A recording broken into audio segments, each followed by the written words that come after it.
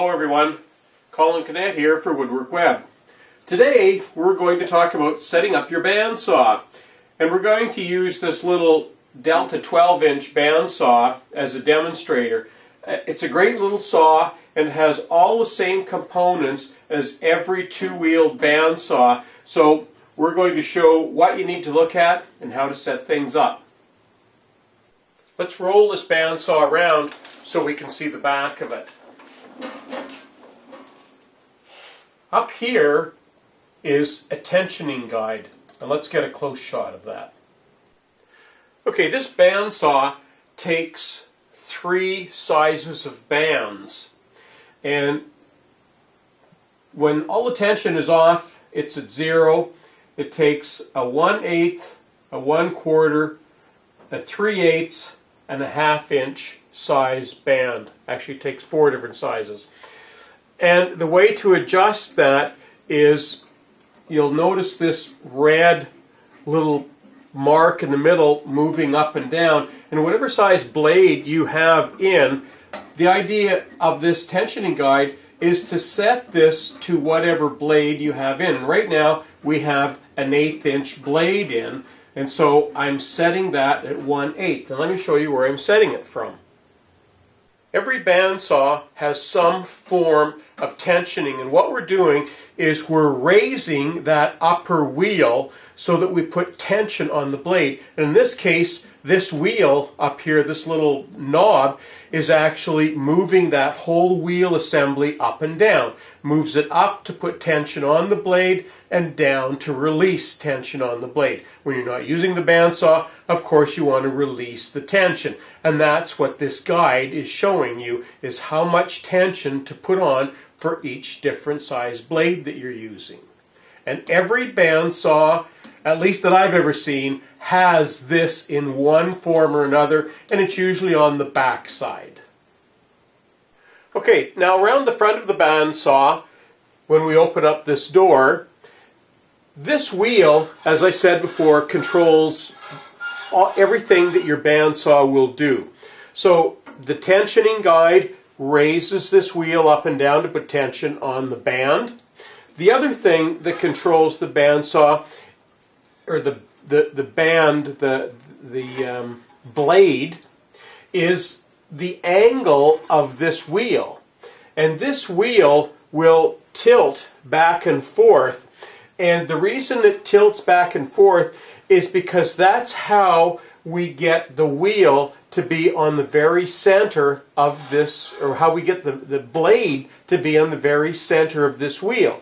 Now, all of these wheels are crowned. They have a crown on them, and it's important that the bandsaw blade be centered on the top of that wheel, because that's the optimum place for it. If it's off to the side, you'll get bad cutting, and you have a chance that you're going to be cutting into the rubber, which is on all of these bandsaws, and then you'll have to replace that. So it's important for good cuts and for the quality of your bandsaw that that be on there. And the adjustment for this is around back. So let's go around back again for one quick look.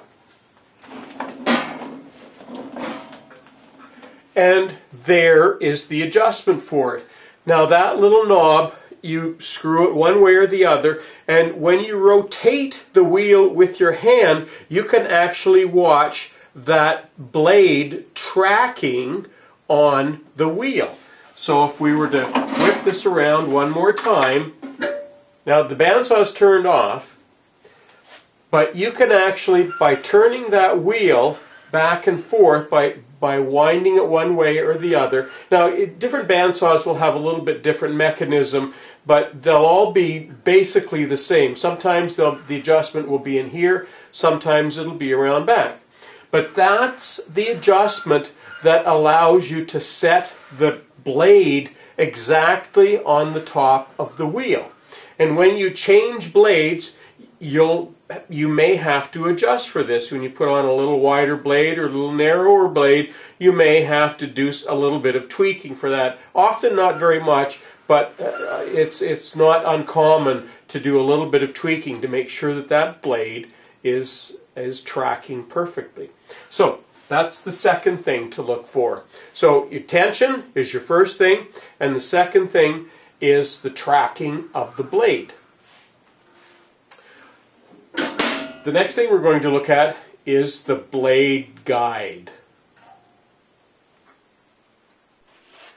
Okay, so here's the guide, the blade guide, and this thing will adjust up and down. That'll be an easy attachment for you to see how it moves up and down. And ideally, the reason this moves up and down is that when you place wood in here, you want the guide to be just barely above the top of the wood, however thick that wood is. So that's why this is a common adjustment that you're going to want to adjust with every piece of wood that you're cutting. Now, up here and below, and we'll show you that in a second, there are 3 guides. They call them positioning blocks or cool blocks. They really don't cool the blade. But there's 2. You can see these little square blocks on either side of the blade, and they're to keep the blade tracked so that it doesn't move side to side. And behind, there's a little bearing, and that's called a thrust bearing, and that's so that when you're pushing the wood in, that the blade has something to ride on, and it will actually spin so that it's not going to wear away metal parts of the blade. But let's have a look underneath and see exactly the same thing down there. Okay, there's the lower wheel, and there's basically an identical setup to what we have above the fence. Lower that down, you can actually see both of them at the same time. Again, we have the 2 blocks on either side, the positioning blocks or cool blocks, and right behind that, if you look closely, you can actually see there's another thrust bearing. Let's zoom into that so you can see that better. Okay, there's the 2 cool blocks or positioning blocks on either side, and there is the thrust bearing. Well, let's go back up top because it's easier to see.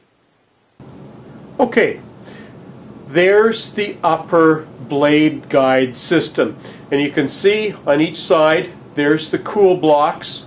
There's one on that side and one on the other. They're not really cool blocks. Some manufacturers call them cool blocks. Some claim that it cools the blade, but it really doesn't. They're really just guides so that you keep the blade from skewing on either side. And of course on the back there's the thrust bearing. And all of these guides, both top and bottom, we've already looked at the bottom, there needs to be a little bit of play in there. When the blade is at rest, it should be able to move back and forth, and you can see that being able to move back and forth. Same with the blade here. This thrust bearing can actually run free. It's not binding against the blade. Typically what we use is a very thin piece of cardboard or a couple of sheets of paper so that there's enough room between the thrust bearing and when the blade is at rest that all of that is actually running free, so that the blade is not actually touching either of the blocks or the thrust bearing. And when that's all set, you know that the blade guides, both top and bottom, are set correctly. So setting up a bandsaw is really pretty easy. The first thing we do is set the tension for whatever blade we have in. The second thing we do is to set the angle of the top blade so that the blade rides on the center of the top wheel. And the third thing we do is adjust the guide blocks, both top and bottom. And when you've done all of those 3 things, the next thing to do is to simply turn the bandsaw on and just listen to it to make sure there isn't a sound of metal rubbing against metal, which would be the blade rubbing against something. So we're going to do that right now. Just turn it on and just listen to it for a minute or so.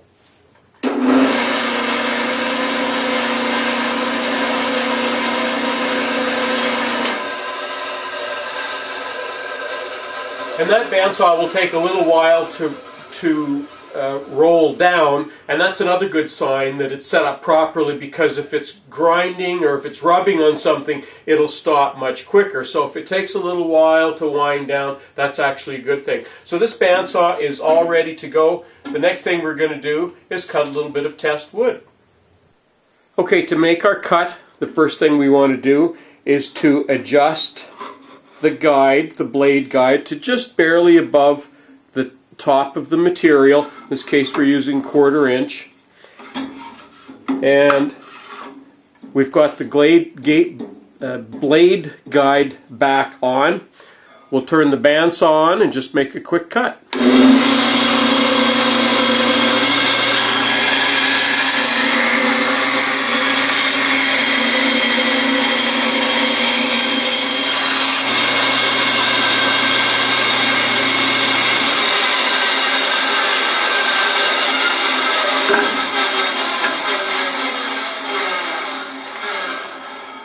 There we go, all done.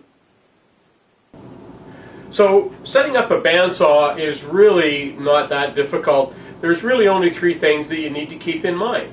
The tension, the first thing to do is set the tension depending on the width of blade that you're using. The second thing, of course, is to check to make sure that the blade is tracking on the center of both the top and bottom wheels, and you do that by adjusting the top wheel. The third thing, of course, is the blade guides, to make sure that the blocks, the cool blocks on either side of the blade, both above and underneath the table, and that the thrust bearings are all adjusted so that there's just a little bit of play in them when the blade is at rest. And when you do that, your bandsaw is set up and ready to go. Now, setting up a bandsaw is something that you're going to need to do from time to time, and you may need to do that every time you change a blade, depending on your machine and your setup. So it's important to know how and what to do. Once you do that, you'll preserve the life of your bandsaw, and you'll preserve the life of your bandsaw blades.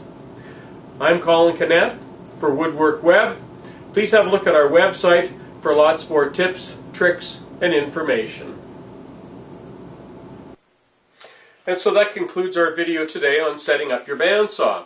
And the 3 things you need to remember: setting up your tension, setting up your blade so that it tracks properly, and setting up the blade guides so that they're not touching the blade when the blade is at rest. And if you do all of those things, your bandsaw should be ready to cut just the way it's designed to. I'm Colin Canet for Woodwork Web. Please be sure and check out our website for lots more tips, tricks, and information.